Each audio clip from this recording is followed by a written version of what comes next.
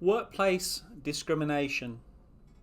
It has been refreshing over the last couple of weeks to read, watch, or listen to news that takes a break from COVID-19.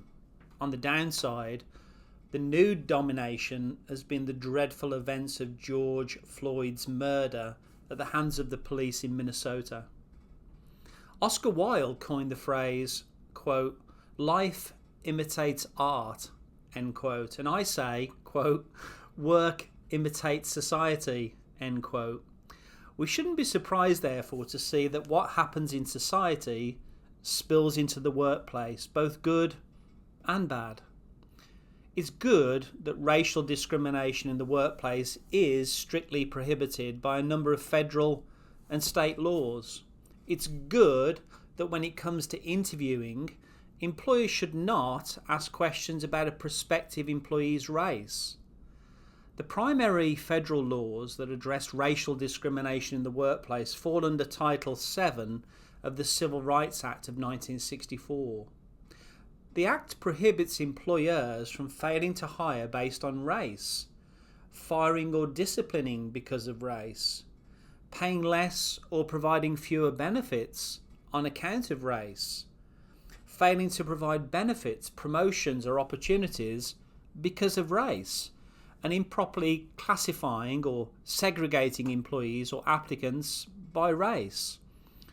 The 1964 Act would have been a realised dream based on what Martin Luther King Jr. had said just a few months earlier in Washington, quote, "I have a dream that my 4 little children will one day live in a nation where they will not be judged by the colour of their skin, but by the content of their character," end quote. Therein lies the key phrase, the content of their character. See, when it comes to the workplace, we should be hiring, promoting, and even disciplining people based on 2 aspects: their character, who they are, and their competence, what they do. King was talking about his children. When those children entered the workplace, they had to be able to demonstrate they had the potential to be good people at work, which is the character side of the economic coin. Just like everybody else, they were promoted or disciplined based on their competence, which is the other side of the economic coin. The conditions of the Civil Rights Act should apply to all peoples of all races, and my concern is we sometimes see the scales tipping too far the other way to make up for the horrors of our history. As a business owner, I've been penalised when applying for vendor contracts because, as a Caucasian, I'm not classed as a minority. We hear of organisations wanting to rebalance their boards, senior leadership teams, and even align their complete workforce to be more racially represented or proportionally aligned. See, to be diverse implies that we're still divisive at work. To be inclusive implies that we're still exclusive at work.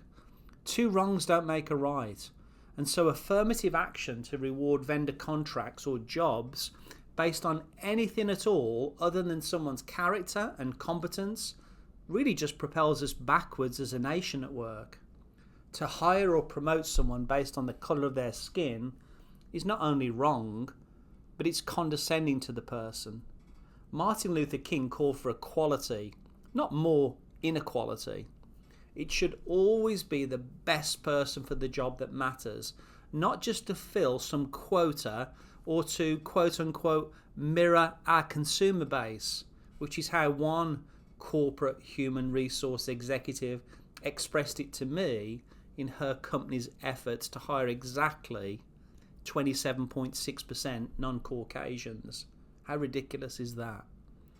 Oh, how my heart yearns to read, watch, or listen to some really good news.